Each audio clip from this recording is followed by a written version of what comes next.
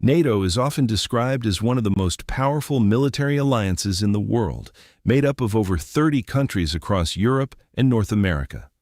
On paper, its combined strength looks overwhelming, but in reality, NATO depends heavily on one country more than any other, the United States. The reason starts with scale. The U.S. spends more on its military than the rest of NATO combined, which means it provides a huge share of the alliance's advanced capabilities, from aircraft carriers to long-range strike systems to global logistics.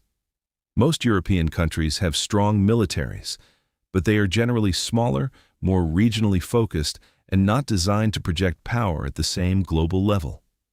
Another key factor is technology and infrastructure. The United States leads in areas like intelligence, surveillance, reconnaissance, satellite systems, and advanced weapons.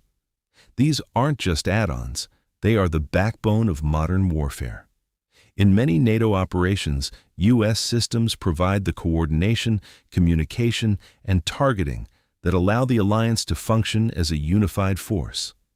Without those systems, joint operations become slower, less precise, and harder to manage. Logistics is just as important. Moving troops, equipment, and supplies across continents is one of the hardest parts of military operations, and the U.S. has built a global network to do exactly that. It has transport aircraft, naval fleets, and pre-positioned equipment that allow it to respond quickly to crises. Many European allies rely on this infrastructure to deploy forces effectively, especially outside their own borders. There's also the issue of defense spending. NATO has a guideline that members should spend at least 2% of their GDP on defense, but not all countries meet that target. This means that while the alliance is large, the burden isn't evenly shared. The United States fills many of the gaps, which increases its influence within the alliance, but also reinforces the dependence. Nuclear deterrence adds another layer.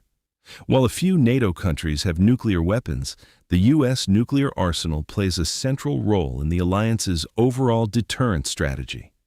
That capability shapes how NATO responds to major threats and helps prevent escalation from potential adversaries.